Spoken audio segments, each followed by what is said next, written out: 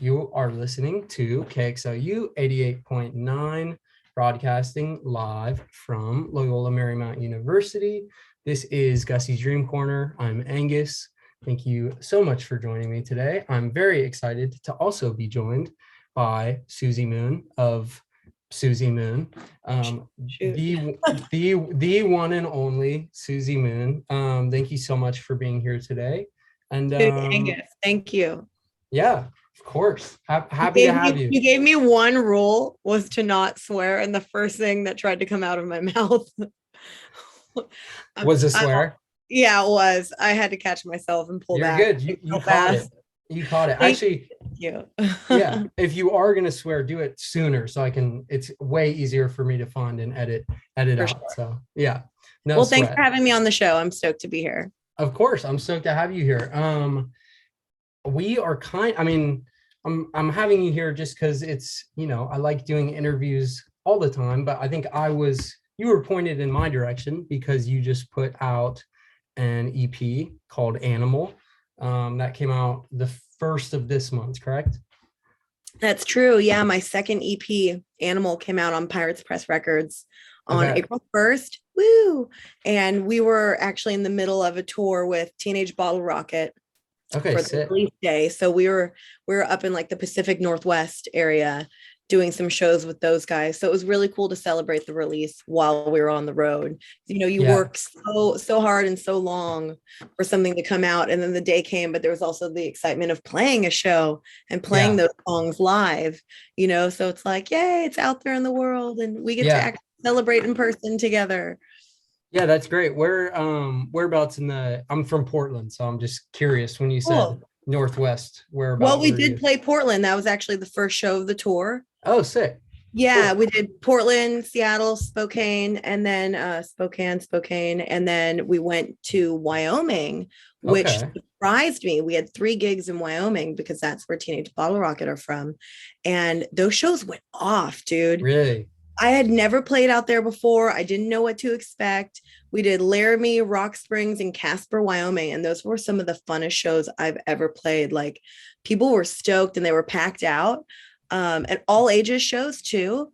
It was just wild. I was like, dude, I need to come out here more often because they showed up every single night. That's really sick. And I think, definitely. I don't think I've ever heard of anyone saying, even I played a show in Wyoming, so it's right. Cool that you had 3 and they were awesome. So that's they were thankful too. They're like, sometimes people come through here, but not a lot. I'm like, yeah, that sucks. Like, I want to make it a point to go to more of these places where not necessarily the big cities, but the smaller places, like those littler towns. They need music more, even. LA's got everything. Seattle's got everything, but Laramie, Wyoming, I'm like, I'm going to make it a point to go out of my way to get there because we had such a good time. No, that's great. Yeah, that's really cool. What were the venues like, and like the capacity? Yeah, they could not be more different from each other. Interesting. Okay. Yeah, the first one was a VFW hall. Like, you pull up, there's a big American flag painted on the side, it's a very Wyoming main street strip, like, of a town that looks like it's seen better days, and I'm like, I have no idea what we're walking into right now. And people just kept coming through the door. Like, everybody in town must have been there. It was wild. That is so sweet. Stage was on the floor. People were just moshing like nuts. I'm like, okay, like, these people really want to party, And then the second show was at a big theater, like an indoor, like Civic hall kind of theater. So here we up on the big stage with like super pro sound, great lighting, theater seats, so a totally different kind of stage for us to be on from the night before. And then the third one was at a brewery. So all those places were totally different, but they wanted the show to happen. They welcomed us there. So I'll go wherever people want the show, Yeah, for sure. And then you have cool stories. Yeah, no, definitely. That feels like are you guys busing, vanning, flying intermittent? Yeah, we've got a van. We're a crew of 5 on the road, so there's 4 in the band, and then we've got our buddy who's shooting photos. He's a great photographer and he's helping us out with merch and then, rotating the driving shifts and all Yeah. that stuff. So we've got a van, but we rented it because we were looking to buy a van for a while. But right now it's not a good time to buy a car or anything, Yeah. No, And I'm I like, just, yeah. yeah, yeah. I'm like, I can't justify this at this exact moment in time. So, Yeah. if you're making your guarantees or like working really hard at merch and stuff, essentially the band pays for the rental, right? That should be like an Yeah. expense that comes out of that stuff. And then we've got less worry if something breaks down. It's like, Yeah. oh, you call the rental agency and they have to bring you another car or something. Yeah. That's So their bad. yeah. And since Yeah. we're on the road for a month, like we wanted to be comfortable and Yeah, not for sure. worried the whole time. Yeah, definitely. Oh, Driving I'm some heater jealous. across country. I've definitely done that, but I didn't want to do it this time. Yeah. Yeah. That's fair. So yeah, you actually you answered my next question before I even started recording. I was gonna say Dang. no, that's okay. You are on tour. I was gonna ask, you've already told me, but I'll ask for everyone else, where you're at right now, what's next, what was the last show, and I guess where are you based? Because that Yeah. is part of that answer.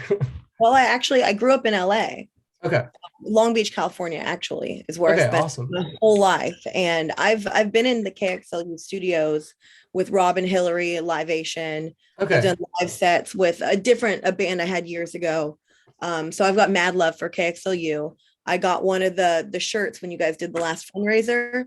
Okay. So I like to rep my KXLU shirt, but now I'm on the East Coast. I moved to DC because all the guys Okay. that are in my new band, this Suzi Moon project, they're all from the East Coast. So I moved out here mid-pandemic. I just felt like it was time for a change of scenery. And Definitely. growing up in LA, like I mentioned, it's a wonderful place to grow up, and I will always love my hometown. But I think it's good for you to live different places and see different people. And for starting a new project, I really wanted to put myself in front of completely different crowds. Like I didn't want to just rely on my friends to show up to the show or people that like had kind of followed me in LA. So now we're starting all these tours, and a lot of them have started on the East Coast. So for this one, it's called the American Wasteland Tour, and we're doing cross country with a band called Ravagers. They're from Baltimore. They're just like an awesome street punk, rock and roll, like really classic songs and stuff. But we started in Boston, then we went to Philly, we did New York, and then we've got these 2 days off because like Easter holiday and Monday. Nobody wants to rock and roll on a Monday. Yeah. Like if you're gonna take a day off, make it Monday. Yeah, like, for sure. yeah. But we are starting back up tomorrow. And I'm considering like the last 3 shows kind of like, okay, that was our warm up. Like, hey, where this tour is happening. But then kind of a false start to have 2 days off so soon in the tour, Definitely. a little weird because like you can't really get into the flow yet. So tomorrow I'm like, tomorrow's the real start of the tour because we're going to Pittsburgh. And from that point, there's no coming home for anything. Like Yeah. you're out, you're going forward, and we're just hitting everything through the Midwest up to Chicago. We're hitting Detroit, which we've played before and had a great time there. Out through all those other states that are in the top of the country that I don't know what order they're in. Okay. Montana, Yeah. Wyoming, all those. Yeah. Kind of, but like not those ones exactly, like Kentucky, Iowa, maybe. Kansas City, Okay. Missouri, like Okay. stuff Oh, that's like like middle. yeah, Yeah. yeah. Okay. And then we make our way to Vegas and San Francisco down to LA. So anybody who's listening right now, and you may have heard me around for a while, or this is your first time hearing me, I am an LA girl. That is my heart and soul. It's where I'm from. And my homecoming show, as I'm calling it, is on May 7th at the Redwood Bar, which I actually used to work at the Redwood as a waitress like That's 8 years ago, so it's really cool to have left LA, started a new project, and I'm coming back to visit on tour, so hopefully I'll get to see a bunch of friends. And that show is one that I'm really, really looking forward to because it's cool to come back to your hometown and play a gig, but like I don't live here anymore. Yeah. So it's like it's extra special to go back to that spot. But we're doing everything. We're cruising through the South and then back up to Baltimore is going to be the last show of the tour on May 15th. So it's a pretty long stretch. Yeah. Yeah. We're doing it. Yeah. You're going for it. Cool. I was definitely gonna ask about when the LA show is. I'm sure I can, for people listening, finagle some tickets from someone and, get a giveaway for that going, because Oh, totally. I If you want definitely to want do to go to that, that show. Yeah. well, you for sure just I'll put you on the guest list now. Okay, I'll awesome. like put a note in my phone. But if you want to do a giveaway, I'm sure we can work that out. Okay, cool. Then We'll that'd be fun for definitely, your listeners too, to like have incentive to call in and yeah. get those tickets, you know? Yeah, it's like it's definitely my favorite. So yeah, I do all my interviews pre-recorded, but I'm in the studio every Wednesday, and that's like always my Right favorite, on. is when I have something to give away and I'm like, okay, sweet. I get to engage people, I get to Yeah. talk. And then Yeah, I really have a sense of like how many people are listening, because I'll say for like, sure. there's a crazy show happening, like there's the Spits, or there's like X Yeah. we gave away tickets to, and I'll say that in the Awesome. phone, immediately will go off. I'm like, okay, good. Totally. People are listening. That's Cool. awesome. That's great. Yeah. Yeah. And for anyone who hasn't been to the Redwood, I mean, it's such an important part of my life. Mhm. I started the last band I was in because I was working there and seeing other bands every night. And like they've done so much to build this like cool punk rock scene. Obviously the pandemic has taken a lot of steam away from like so many venues, which is now going out there and getting to play these places on tour. I'm really happy to see so many places like coming back to life, like fully, you Yeah. know. But the Redwood just has such a great vibe to it, and killer food there too. Like, I don't know if Okay. people know this, but like those burgers are some of the best in LA. So make it a night, like go down there, grab yourself a table, like get some food, and then hang out for the show. And then mosh away. Yeah, It burn sounds it like a good off, plan. burn it Yeah. off a bit. Exactly. I'll be up there Where like is and one and two and three and four. where is the Redwood Bar? It's in downtown. Okay, it's downtown. Okay. Downtown 'Cause LA, like 2nd Street.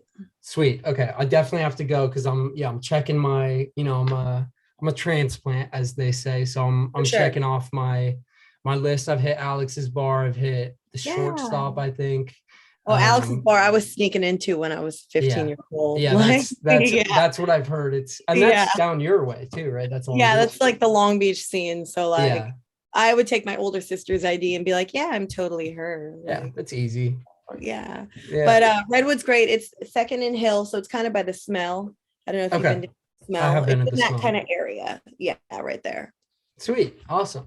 Yeah. So we'll be sure to bring that up again at the end of the interview, just so everyone Cool knows. deal. But I guess I'll get into I guess usually the first like non topical question, I guess, that I ask artists is just kind of what was the soundscape, I guess, of your growing up? Like what did your parents play? What did your family play? Sisters? I think I'll get to at least one of your sisters in a second. I've got one But sister, but she's got enough personality for like multiple. okay, there we go. I'll get to her in a second, but I want to hear whatever. Like what was That's great. the No, I environment? mean, that's a great question. And again, the whole LA thing, I mean, I grew up listening to K Rock. That Mhm. was like the big Yeah. mainstream radio station. I used to prank call Rodney Bingenheimer when he was still on K Rock, at like midnight. Me and my friends would call and be like, hello, Rodney, and just say dumb stuff because, that was the only 'Cause phone you number can. anyone was giving us. Right. Yeah. So K Rock was a big part of it, all like the major stuff that was on the radio at that time. But my mom has this incredible record collection that she gave to me. Beatles, Black Sabbath, Tom Petty, a lot of like 70s rock, like Eagles, some Bruce Springsteen stuff. But then also I remember listening to a lot of the Offspring. Like Okay. the Offspring was always playing, and my parents were like rockers too. Mhm. My mom liked to fix up old cars, so I have these memories of her being in the front yard fixing up old cars and like Offspring blasting, Just crank. Yeah. yeah. But War also, like Okay. Cisco Yeah. was a friend of mine. My stepdad was really into that like stoner kind of rock stuff, Yeah. I was driving out to Coachella uh-huh. last week or this weekend, I guess, and I saw War was playing like a Oh, big cool. big casino. So you Dude, gotta send I them still out for that haven't one. seen War. And Yeah. like I've almost like been able to see them. Like they play a lot, Yeah. but for whatever reason, like the day has not yet come. It'll but come. I It'll come. will, if Yeah. I will make that happen. So that stuff. But then my sister, she was a part of the punk scene at her high school, and she's 5 years older than me. So she was playing me the Cramps, and the Donnas are like one of the earlier girl bands that I listened to. Okay. I don't I'm gonna know have if to you're check familiar them with the out. Donnas. No, I'm not Yeah, actually. they had like a major label deal in the early Okay. 2000s. You would have heard a Donna song on like a bunch of commercials and stuff. Okay. They I'm were like, definitely gonna. Yeah, those clips all usually fire. girl, kind of like an AC/DC, like rock and roll kind of vibe. Really cool and great players too. But then the local stuff would be like Dwayne Peters from the US Bombs. Okay. He would always have like a side project going on. And when I started playing punk rock, like that would be a band that we played with a lot, a lot of like the local, like smaller bands that were very, very influential on me. But a pretty like wide range of music, Yeah. Yeah. was going on all the time. And then, dude, I was what, 12, 13 when Good Charlotte and Simple Plan and all the Warped Tour kind of pop punk stuff was Yeah. really, really happening. So I was going to Warped Tour every single year and soaking all of that stuff up. Like I love a good melody. I love a good, catchy chorus. So all of that stuff somehow led me to do what it is I'm doing now, and Rancid was kind of like a continuous thing throughout all of that. Yeah. My mom liked Rancid, my sister liked Rancid, I liked Rancid. So there's the punk, but like the pop, but the classic rock, and The ska a little bit, like I just love a good song, dude. Like, yeah, like give me a great song and I'm in it. you're there. Yeah, that's funny actually that you mentioned Rancid too, because on that same drive up to Coachella, I was driving up with my band, and it was we were just tossing music around, and Rancid was the one that someone was like, do you listen to Rancid? And I was like, no, I never really got into Rancid. And they're like, okay, we're doing Rancid for like an hour straight. And I get it. I get it now. Yeah. What a nice experience to be driving to the desert, listening to a band for the first time. Yeah, no, definitely. And like getting to take that in. Yeah, it was the best. It was the best. Awesome. It was my first time out to Joshua Tree too. So yeah. It was cool. It was definitely, yeah. I think you've kind of answered my next question.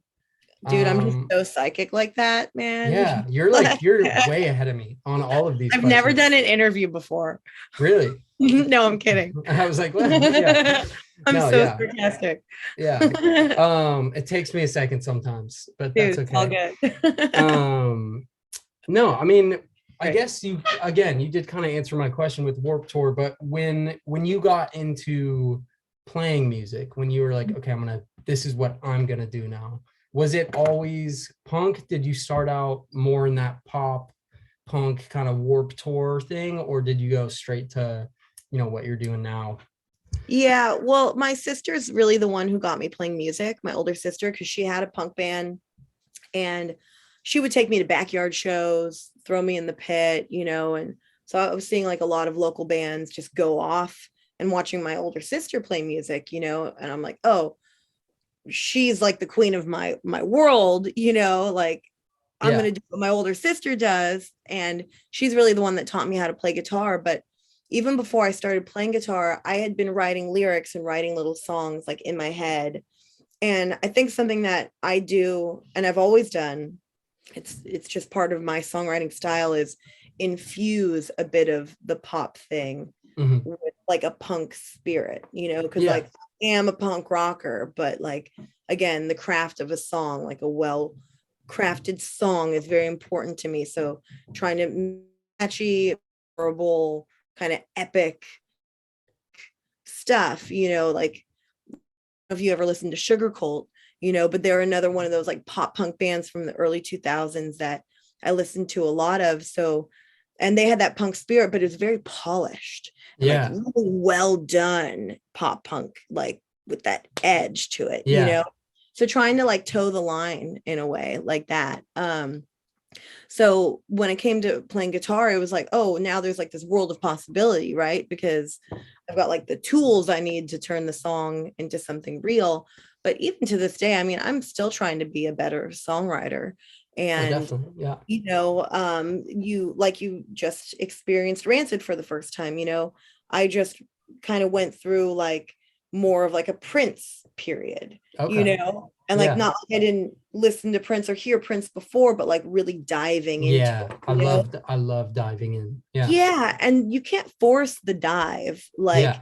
it almost happens to you, Mhm. and it's like part of the journey. Like when certain musicians or artists or even just a single album kind of affects you in a way that it wouldn't have hit you that way 2 years ago. And then you're changed for it, and you start like implementing whatever like that inspiration is into your life, so like I'm still like honing it and like working on it and um trying to make it just authentically me, like how Prince or Tom Petty would do, like make it, no, I can only be me. I can only Yeah. do my You're good. stuff. You're good. I'll mark it down. I'll mark it down. Okay, I'll I find can it. only do my stuff the best that I can do it. I don't want to totally emulate someone else, but just make the way that I voice my thoughts and my feelings like the most authentic and well crafted that they can be. So it is a never ending journey, my friend. Yeah, definitely, definitely. Cool. So yeah, we've kind of curtsied around it a little bit. But I was gonna ask about in my research, I was reading, yeah, you started, and also correct me if I'm wrong, because I don't know if you wrote the blurb that I was reading, but sounds like you kind of started your live music playing career at like 15 with your Mhm. sister's band Civic, correct? Yeah, yeah. Yeah, super sick Civet, name. Civic. Oh, it is yeah, Civet. Okay. that, yeah, but Okay. everybody calls it Civet, Well, so because it's there's an animal that's a civet, yes, which I know yeah, for sure. And yeah, so which that's what means threw that me my off, but sister probably just said it wrong the first time, and then that's how it's the stuck with band it. like, That's okay. That's okay. yeah. But it's all good. The cat's pretty cool. Apparently it started SARS, maybe not. We're not sure. Okay. They make Interesting. coffee out of the civet cat poops. That's a thing. Interesting. I didn't Yeah, know that. I'm pretty sure she just opened a dictionary and found a word that looked cool and was like, That's that's the band name. that's you how a know? lot of that's how a lot of bands do it, I feel like. So Yeah, yeah. good. The crash course in how to be in a band though was just joining one that was already pretty established, Yeah. she had done the work playing, all kinds of shows, opening for other bands, basically being like the business manager of it too. Mhm. And brought me into it to be her little sidekick. And I did everything I had to do to be a valuable member of that band, Mhm. because when you're the youngest and the least experienced and you have this opportunity, it's like, I'm not going to mess this up. Yeah. I loved being on stage, like dressing up and crafting songs with my sister. Like how cool that we got to write music together for as Yeah. long as we did. She really was my songwriting partner for a long time. And great things just happened for us. We worked really hard to get them, but it was a dream of mine to be, one of the youngest people to play Warped Tour. And at this point, it's like, there's no way, because there are like 10-year-olds playing Yeah. festivals now, Yeah. and I love to see it. But Yeah. when you're that age, to have those little goals, Yeah. like I No, want to be definitely. this age and play Warped Tour, and then it happened, like that was so cool. And we did get to open for Rancid and Dropkick Murphys and go to Japan with Flogging Molly. And we just toured straight for like 8 years. Like Wow. we were on the road nonstop. And I wasn't even like 21 yet. We had Mhm. just toured so much. So yeah, I like observed and Yeah. learned like what it takes to run a successful band. And it's a lot of work, but once I got into that, because I wasn't like going to high school or like following like a college kind of career path or something that would be considered like more normal and structured, you know, it was like, well, I think this is what I have to do for the rest of my life. Yeah. like, and it's so much fun. Like, there's The nothing best. cooler than playing shows and making new friends and meeting people who are as passionate about music, whether they're musicians themselves or just music lovers, like who are some of the most passionate people in the world, Mhm. vinyl collectors, the people who are sharing your stuff with their friends. Like waiting and waiting and waiting for you to come to their town. And then it's like, finally you're there and they're like, they hype you up, Yeah. but they're so psyched that the gig is happening. And it's like, I don't know, punk rock has just always been my home. It's where I feel like I make the most sense. And I'm 32 now. I'm about to turn 33. And it's like, I've dedicated more than half of my life to this at this point, Yeah. and I'm Just so over. grateful. Yeah, I'm like so grateful that I've had so many incredible experiences. Like, it has not been a normal life by any means. And I wouldn't change anything about it, because I've gotten to do the wildest stuff and play in the craziest places and make art. So it's like, that is literally living the dream when they say that, and it sounds cheesy, and I'm like, but it's so freaking good. It's so true. true. Yeah. Yeah. Yeah, for sure. And you're really on top of all of these questions, just getting there before I get there. I don't know what But to it's tell you. no, it's not a bad thing. I gotta write my questions better, I guess. No, you're great. You're great. I just talk Thank too you. much. Yeah, maybe that's it. Stop talking as much. Stop talking. We'll be good. But yeah, I mean, I am really interested in that, just because, yeah, like you said, my first band was around 15, that a lot of 15-year-olds are in bands, a lot of Yeah. 15-year-old bands are not good. So I think it's interesting that you you jumped into what sounds like an already established, pretty raucous scene. So like, did you feel, I'm sure it was overwhelming at first, but did you feel like it was trial by fire, like, this is what I'm gonna do like now? I guess you kind of said that already. This is what you have to do. Was there any Well, it's like fake it till you make it, man. Yeah. It's like the number one, like legit rule, Yeah.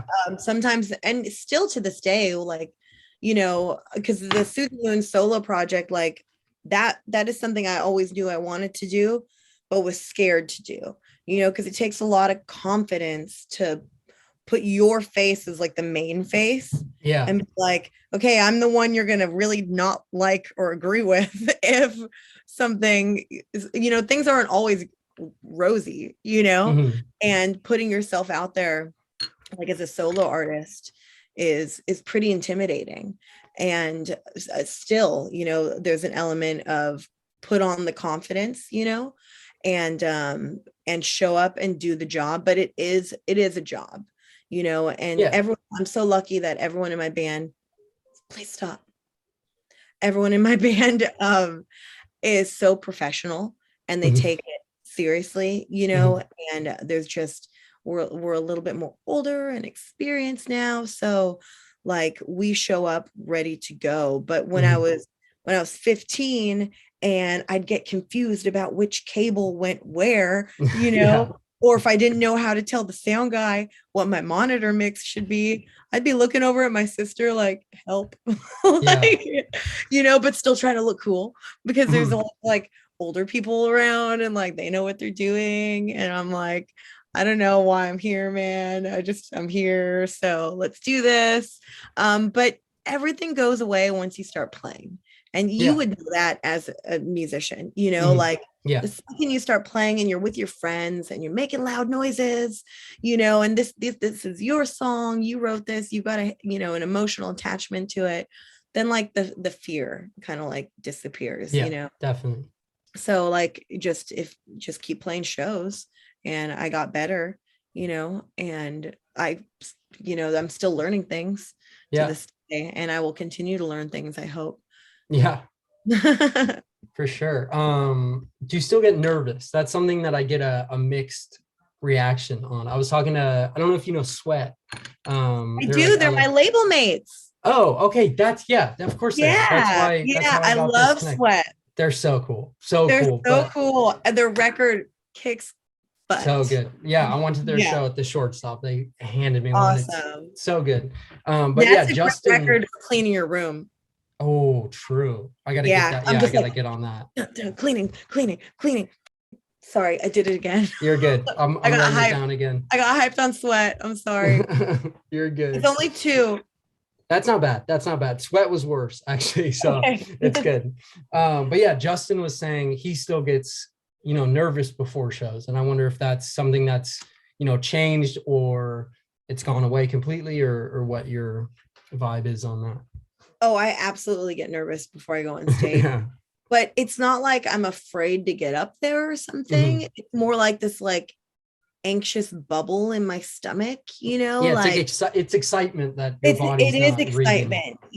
like Yeah. it really is. I hope that never goes away. What Mhm. has gone away though is like extreme like manic anxiety Yeah. before a tour where I'm like I can't sleep for the week Mhm. before and I'm like you stressed, now I'm like I've got such a great crew Mhm. and great label and great people around me, and it's like not they've reminded me like I don't have to carry the weight of everything on my shoulders, which is something like I have a tendency to feel like I have to do that and like For sure. be the Yeah. person in charge of every single little thing. It's like, no, I've got these amazing, capable people around me that are happy to help, delegate some tasks, sleep a little better, And I don't know, maybe it's just because I know that my band, like, we're good together and we have so much fun together that like that stress has gone away. I just feel like chilled out, ready to start the tour. I've toured 100 times before, man. Just another tour, man. Just get out there and do the tour, But right before I go on stage, the butterflies show up, and I love it because it means I'm hungry and I'm like Yeah. I'm ready to kill, Yeah. like For let's do sure. this. Yeah. No, that's good to hear. Yeah, that is a good point that I didn't really consider, is that like, yeah, it'd be kind of sad if you didn't get any, Yeah, not if you that feel even nothing. being, yeah, if you felt nothing, it's like, what's the point? I've So, definitely had shows where I've gone off stage and went straight to the backstage and cried because mhm. I felt nothing. Yeah. And that doesn't necessarily have anything to do with the crowd or the people, but just a personal Yeah. emotional state of mind. Just how it And went. because I think as artists, we're already such vulnerable people, Yeah. sensitive types, and I do care so much about putting on a good show for people, putting on a good show for my band and playing well. Sometimes like the pressure I put on myself is so great that I take myself too far out of the show where I'm like focused on the wrong thing, instead of like getting like clicked in with the band. I'm like thinking too many steps ahead. So I'm like never in the moment. Right. And this has happened a handful of times. And I'm trying to learn techniques to make it so this doesn't ever happen. And I'm like recognizing like, what are the things that led up to this moment? Like, Yeah. Yeah. why did I have a bad show? When people are saying that was such a great show. And I'm like, I'm dead inside. I hate myself, I've had um, those as well. Yeah. but it's like I'm also just a person and people are going to have bad days. But I don't want whatever that little wall that might try to build up sometimes because of my own like pressures that I create or some weird thing. Like I'm trying to just identify those like and see them so I can keep them from coming up, because then it just takes me out of like what's supposed to be a happy, fun moment, of just creating sound with your buds, Yeah. and that's beautiful and that nothing bad comes from that. Yeah. All the other stuff is like weird outside external like pressures that I allow to like get in my brain, and so it's never perfect, but Yeah. when it's on though, and you're like in that zone with your band and you just feel like untouchable, like that's the best feeling in the world. Yeah, for sure. It's good. It's yeah, it is the best. And like, yeah, and I think even, yeah, like kind of like you said, even when you don't feel like it went well, everyone else is just watching you making noise with your buds. Like, and that's what Yeah. they enjoy. So it's like, yeah, Yeah. that's definitely, I mean, that's a good lesson, and kind of in all walks of life for sure. For But sure. yeah. Yeah. I take a lot of like I get a lot of strength from the crowd too. Mhm. So depending on where you're at, maybe the crowd is just maybe it's a Tuesday night and everyone got off of work. They still made it out to the show and I'm thankful for that. But when you've got like a very lackluster crowd, it can be kind of like an energy drain Yeah. on the whole room, and it can make it harder for you to like, then it's like, It's am another I doing too barrier. much? Yeah. Yeah. Like, but this is like what I want to do, so you also have to read the room, Mhm. every crowd, every place you go to is going to be a little different than the one before. So I'm just trying to figure out how I can have my own personal best, like more Yeah. consistently, and maybe not let those things affect me as much. For If that sure. For sure. Yeah, that makes total sense.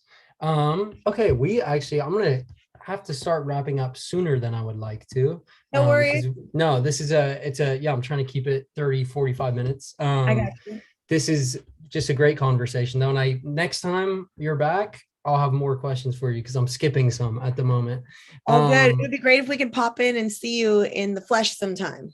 Definitely, that'd be great. Yeah, Yeah. we're a little on weird, weird COVID restrictions at the station right now. But as soon as those are lifted, I'll be there. I got another year Yeah. left, so Maybe next year when we come back through LA, things definitely more chill and we can just pop in and hang out. That would be awesome. for sure. Yeah, Yeah. and I was gonna say I hate bringing it up, but I already brought it up. The pandemic is always Yeah. an annoying thing to talk about. I'm sick of it.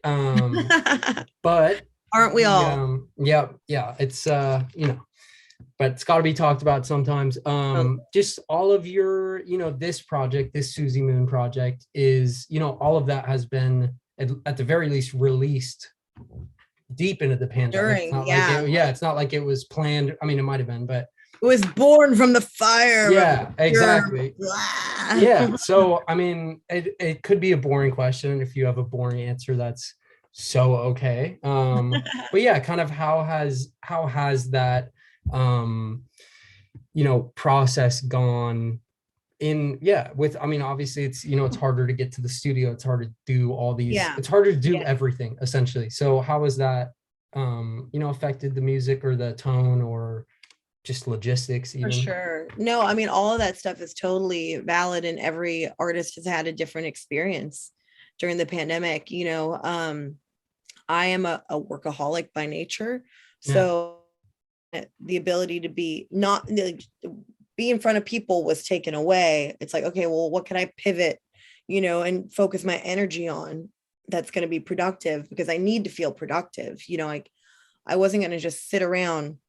I definitely had some days, but I had a bunch of songs and I really wanted to record. So we found ways within, the bubble to kind of like, okay, we're gonna rehearse, we're gonna work on these songs. Got in the studio. I actually did a lot of recording during the pandemic and we're lucky because nobody got sick during any of these. Nice. Yeah.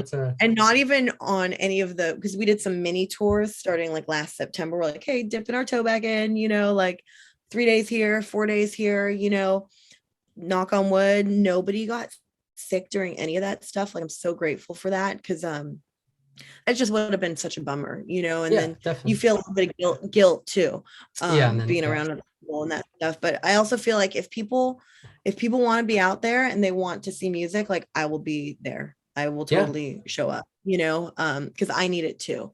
We need that energy exchange. But yeah, I went into the studio a bunch, recorded the first EP for Pirates Press Records.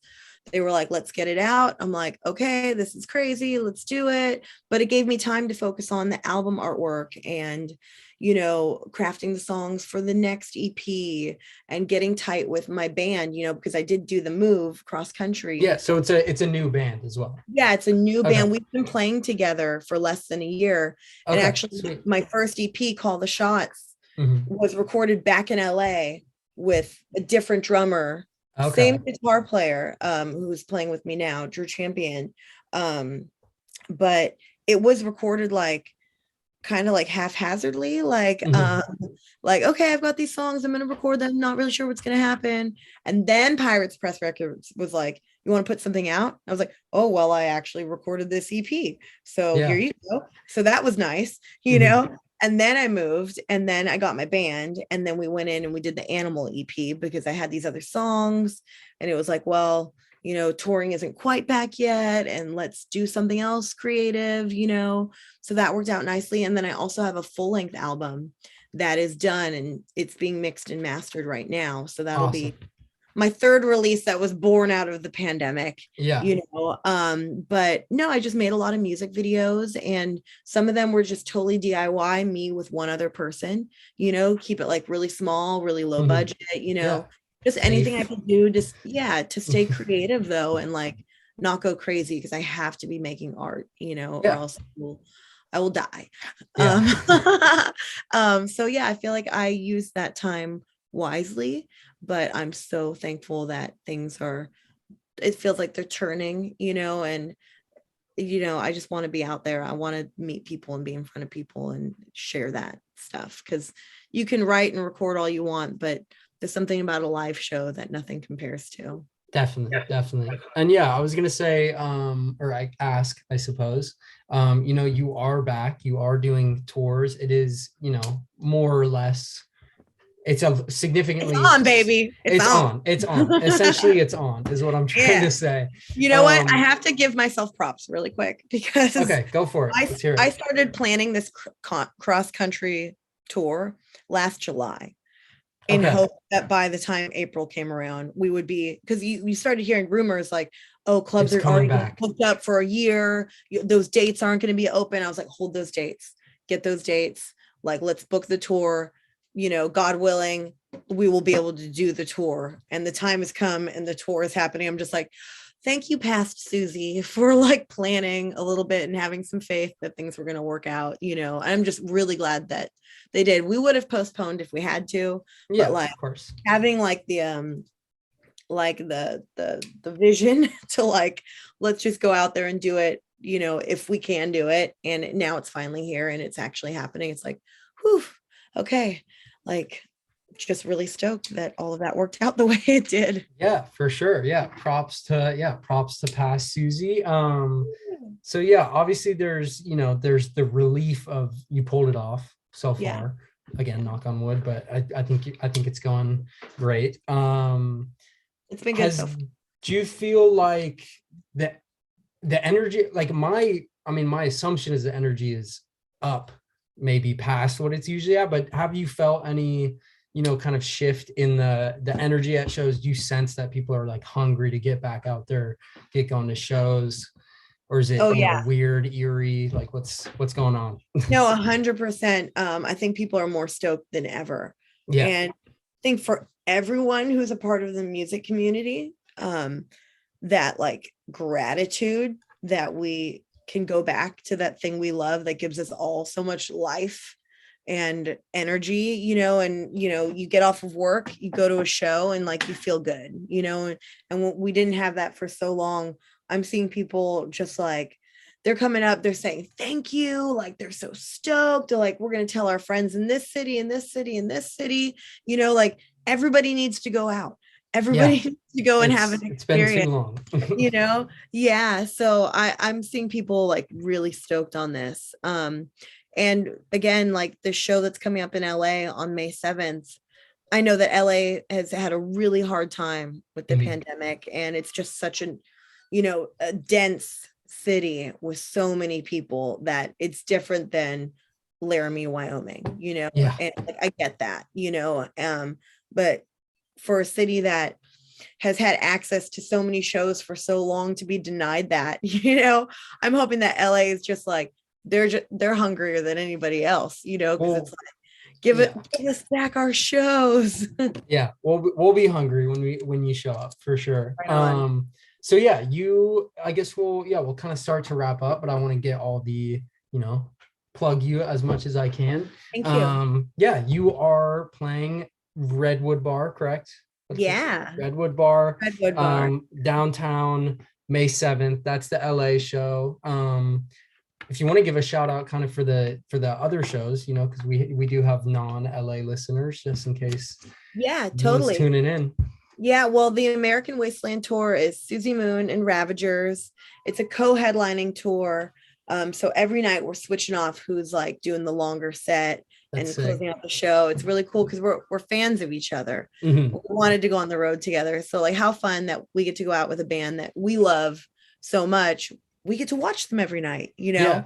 Yeah. So If they go anybody, longer, you get to watch oh, longer. dude, I'm rocking out to those guys every single night, like, yeah, singing along. So anybody that likes what I'm doing, they're gonna love Ravagers. You know, it's like Mhm. we're very compatible types of bands, like classic rock and roll, you know. But it's the American Wasteland tour is 26 shows in about 33 days, like cross country, all across the US. Two bands packing into their vans, taking their merch, doing the thing. Like it's just it's a tale as old as time, you Yeah. know. And we're really thankful for the opportunity. These clubs have, you know, said, "Come Mhm. on down, come play here." I'm playing in places I've never played before, like Atlanta. I'm really excited for Atlanta, Awesome. That'll be sick. Nashville. Yeah, I yeah, bet we're gonna. Nashville's that's gonna be a wild one. I'm looking forward to Yeah. that. Yeah, Sick. yeah. I haven't played a ton of shows in the South, and the Ravagers gang, their record label's based in Atlanta. So I know Okay. that that's going to be a good night because they've got like Mhm. kind of like their plugged in scene there. The people. Yeah, but two shows in Texas, Tempe, Arizona, which isn't very far from LA. So if Yeah. anybody's out there, we're playing Yucca Tap Room. You know, just go ahead and go to SuziMoon.com. I've got a whole page dedicated to this tour with ticket links. You know, if you've got a buddy who lives in one of our towns and you can't make it to the show, tell your friend to come to the show. You know, I'll make sure to give him an extra sticker to give to you.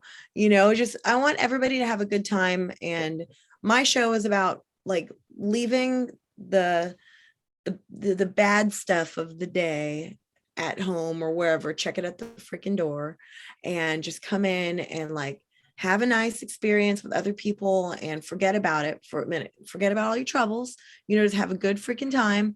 And we put on a show. So, you know, if you love classic rock and roll, uh very, very punk, like 1977, like old school, but with like a fresh vibe, that's what we're about. And we're just having the best time doing this, and we want to share that with as many people as possible. Sweet. Awesome. Yeah, I'm definitely gonna bookend this interview with some Suzi Moon originals. And Woo! so yeah, your sophomore EP, I guess, came out Mhm. April 1st. It's called Yep. Animal. Yep. You did mention, I don't know if you have details on that yet. You did mention an LP in the Yeah. future. Do you Yeah. have a release date for that?